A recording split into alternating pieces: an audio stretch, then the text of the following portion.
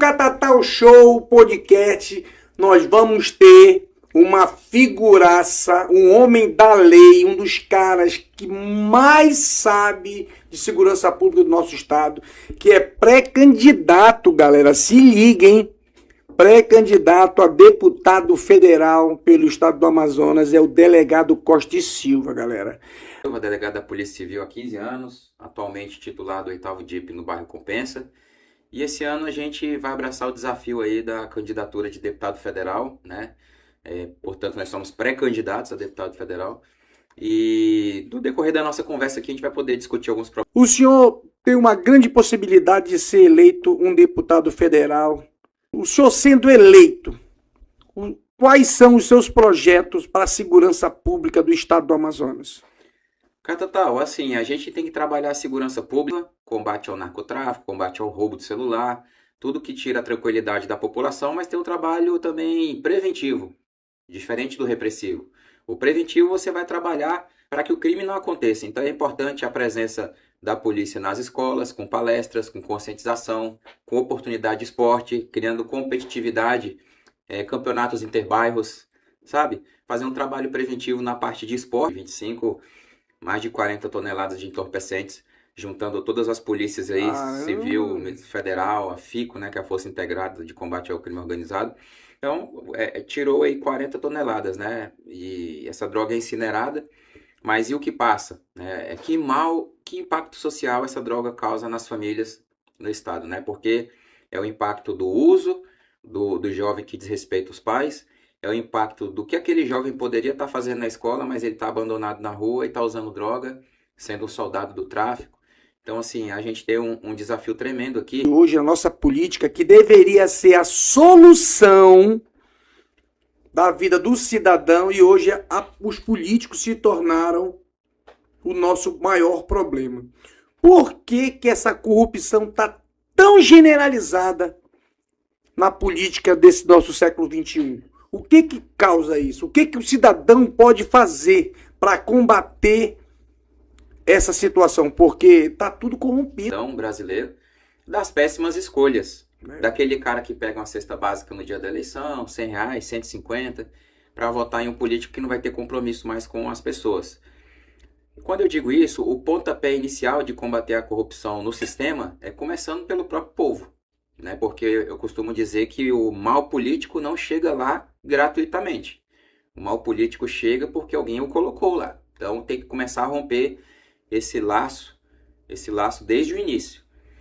Colocando bons políticos, a gente vai ter que trabalhar substancialmente para melhorar a legislação. Porque hoje, a direita, isso aí eu não nego para ninguém, eu sou contra que ou a direita ou a esquerda indique ministro do Supremo. O ministro ele tem que ter experiência, ele tem que fazer uma prova, ele tem que mostrar que ele tem títulos, ele não pode simplesmente ser advogado de um ex-condenado e ser indicado agora que o cara deixou de ser condenado e ser indicado como ministro do Supremo Tribunal Federal. Aí o que acontece, Catatal?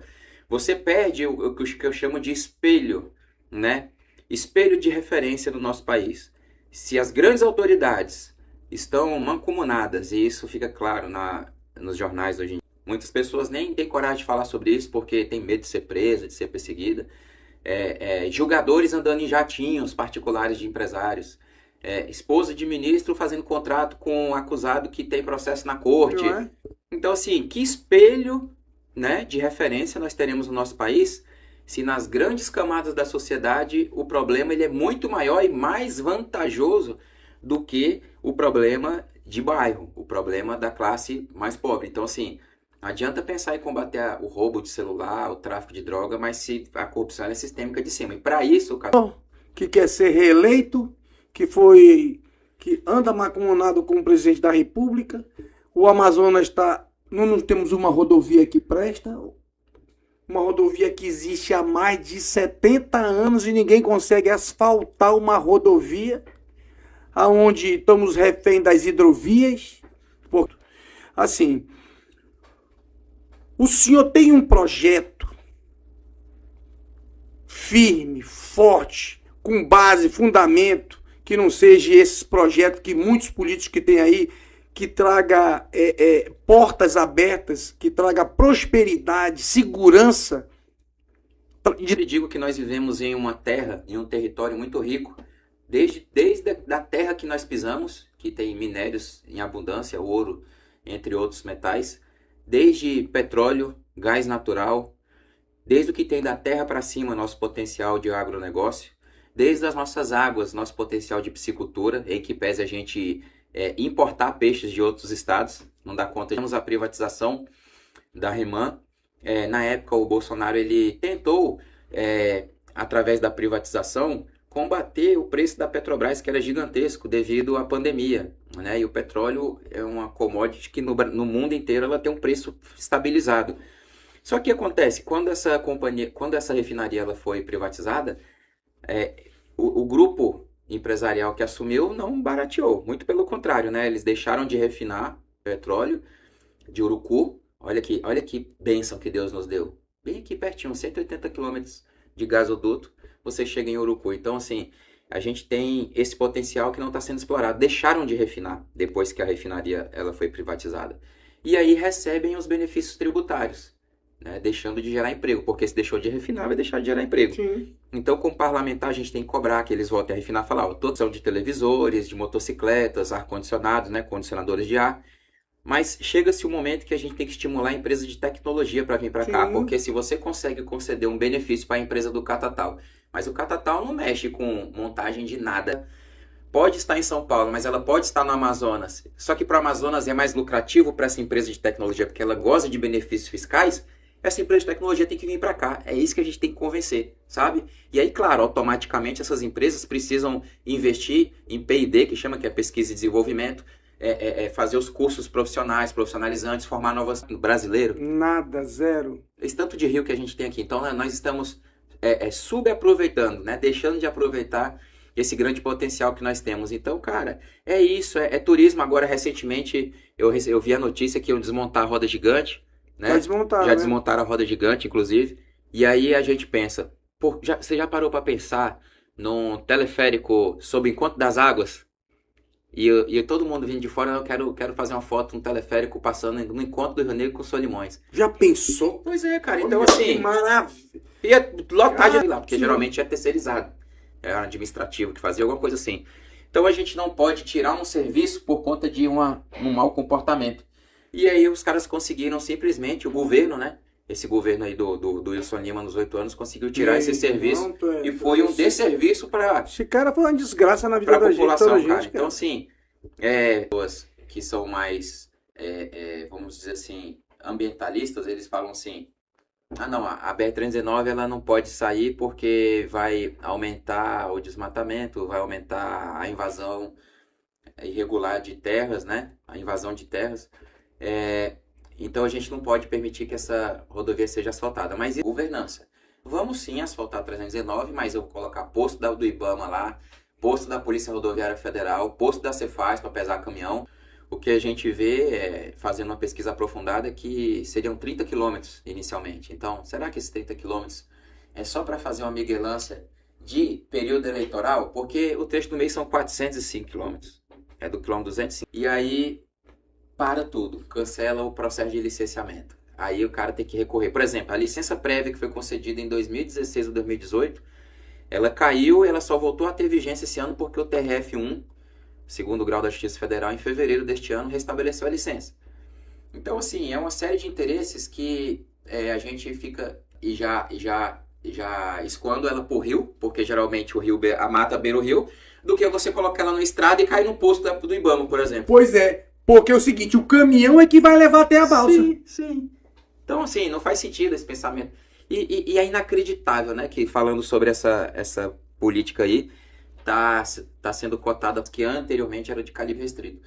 E depois que o Lula entrou, ele deu prazo para as pessoas entregarem ou venderem, colocou restrição de novo no calibre da arma, 9mm, .40, dificultou o acesso à arma. Só que é interessante notar que essa dificuldade é só para as pessoas de bem que querem se proteger.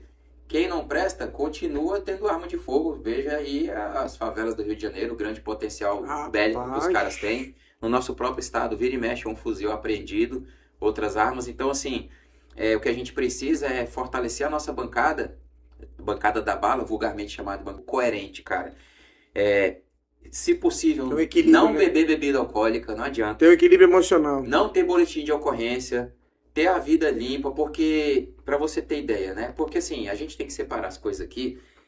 Você briga de trânsito, aumentar feminicídio, né? Aumentar, por exemplo, brigas fúteis. Então é uma situação assim que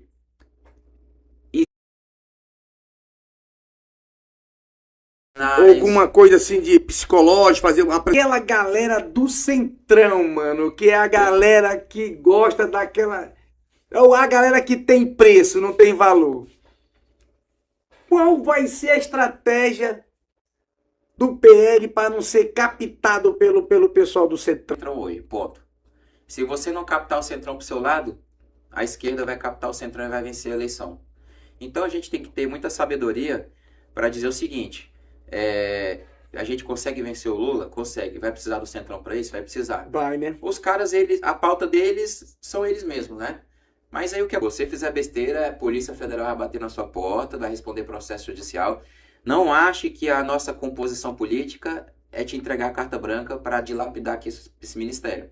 Então eu acho que o gestor do país, ele tem que ter uma habilidade política de que sozinho você é capaz de perder a eleição, né? Então eu costumo dizer que... Eu tô gostando do que ele tá fazendo. Né, ceda um pouco para colocar suas políticas em prática no país. Como você mesmo disse, você não tem como fazer política sozinho, né? O senhor pretende lutar para que muitas dessas leis que estão defasadas, ou que haja um plebiscito para que a gente peça uma nova Constituição, ou criar novos projetos de lei, né, as PLs, para que substitua essas leis que estão...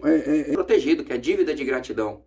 Deveria ter a meritocracia, né? Mérito, concurso público, porque para você ser professor, merendeiro, para você ser policial, para você ser enfermeiro, para você ser um engenheiro de um setor da administração pública, você tem que fazer o concurso e nos mais altos comandos da nação, indicação. Então eu acho que a Constituição precisa ser mudada na forma de acesso. Segundo ponto, a gente tem que fazer uma reforma política. A reforma política é o seguinte: acabar com reeleição no país, entendeu?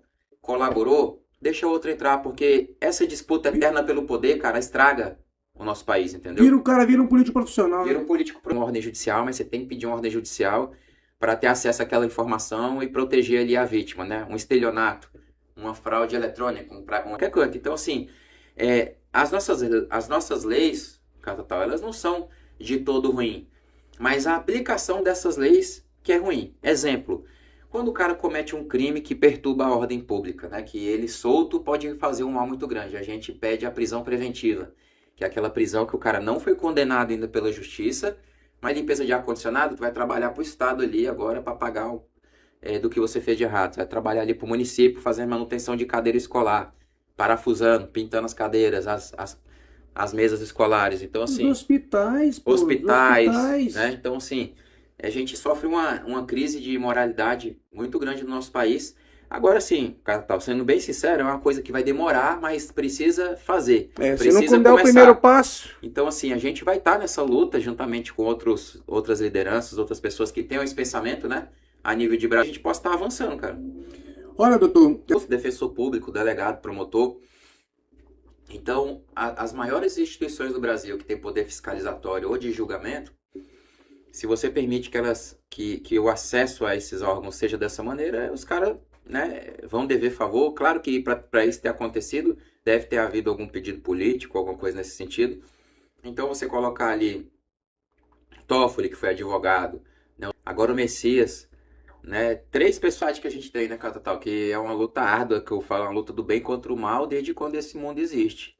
E nós que somos pessoas de bem, a gente tem que continuar se esforçando para irmos no caminho da retidão até o final da nossa vida, porque vem muito tropeço, muita pedra de tropeço nesse meio, né? Então a gente tem que sempre estar vigilante para que a gente não desvie do nosso caminho, que a gente faça um trabalho combativo ao que é errado. Veja que dentro disso que você está falando aí, uma delegada, uma mulher que foi aprovada no concurso de delegada, ela foi retirada do concurso na fase de investigação social, que investiga a sua vida, o seu passado e tal, porque viram que ela é casada com um traficante. Eu vi. Isso aí, E aí tá no Fantástico, Flávio Dino, não foi? Foi. Que deu a decisão para ela voltar, né? Então, assim, agora recentemente também teve um investimento do PCC em postos de gasolina. Aí a polícia fez a investigação, teve acesso ao relatório de inteligência financeira que a gente utiliza, chama RIF. Você imagina que horror. E na justiça isso tudo se anulado por algum ministro desse, porque eu não estava com mandado, entrei na casa de maneira irregular. Ou seja, o mérito de... Centro não fizeram nada pelo cidadão. Então, assim, às vezes o político, ele é eleito pela boa vontade do povo, aí ele chega lá na frente, ele decepciona o povo e vai puxar saco de governante, e depois o que acontece? Passa vergonha. Bateu na tecla onde eu estava... Passa vergonha porque poderia fazer um trabalho incisivo, mas não. Prefere manter cargos, estrutura, porque acha que vai se reeleger só com aquilo. Mas quando você é combativo, você nem precisa de cargo. Entendeu? Vamos pegar um exemplo aqui. O Salazar é um cara combativo. Ele precisa de cargo na prefeitura, de ser secretário, alguma coisa assim, para conseguir voto? Tá lá. Tá. Os políticos que o estado do Amazonas pode ter. Porque hoje os nossos políticos, 99% são uma vergonha. É uma vergonha, doutor Cote Silva. Então a gente tem que mudar urgentemente. O povo do Amazonas precisa de socorro. O que o senhor diria? Chega de esperar o domingo da eleição ali e pegar os R$100 para tomar uma cerveja, fazer um churrasquinho em casa e depois viver abandono. Todo telespectador que está me assistindo aqui, em algum momento já precisou do Estado. Seja na delegacia ou no hospital. Eu preciso do Estado. Quantos raio-x? Alguma ressonância? O que foi feito? Não tem transparência. Aí você aprova um empréstimo, não sabe com que foi gasto, a condição da cidade não melhorou, tá? Não melhorou. Ambulâncias, promoção de esporte, fazer um campeonato interbairros de futebol, vôlei, jiu-jitsu, capoeira, cultura, tá? Então você tem um sistema lá que os caras já compram. Se você é um produtor pequeno, eles vão comprar de você. Entendeu? Isso nas cooperativas? Então assim, você consegue fazer o capital girar. E o cara tem vocação para ser agricultor, cara. A gente tem que explorar isso dele, que é uma atividade. Não adianta. Assim, por mais que a gente chegue na Câmara Federal e a gente ajude com as emendas, né? Esses dias eu tava na academia fazendo treino lá, e aí uma pessoa tocou assim no meu ombro, eu olhei para trás, um rapaz alto, forte, e aí ele falou, atrás do salário, é o nível máximo de desrespeito que eu acho, sabe? Quando a canalice, na minha opinião, o máximo dela é quando você não paga o trabalhador. Aí é o nível máximo de canalice. Então, assim, isso não pode continuar acontecendo, cara. E a população precisa, pelo amor de Deus, acordar, porque esses caras que fazem mal estão insistindo no catatal, querem disputar a eleição de novo. Quer só mudar de cargo. Tem que tomar vergonha na cara. Rapaz, impressionante. Tu vê aí o prefeito, o antigo prefeito, né, que saiu. Graças a Deus esse rapaz saiu. Para o bem da sociedade, mas na hora ele saiu. Mas a ganância dele, a soberba dele, o deslumbramento. No seu cargo de deputado federal, aí o cara deixa de servir milhares de brasileiros no Brasil todo, porque o deputado federal ele não trabalha só para o Estado, ele trabalha para o Brasil.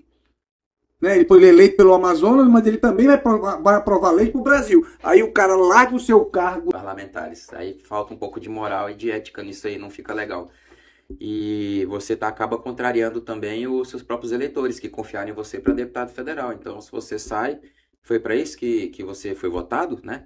Então, assim, querendo ou não, um desrespeito com o eleitor também, na minha opinião. Mas os políticos, eu pergunto, então, o analfabeto, que é o presidente de vocês, ele pode estar na política comandando o Brasil. Eu não posso?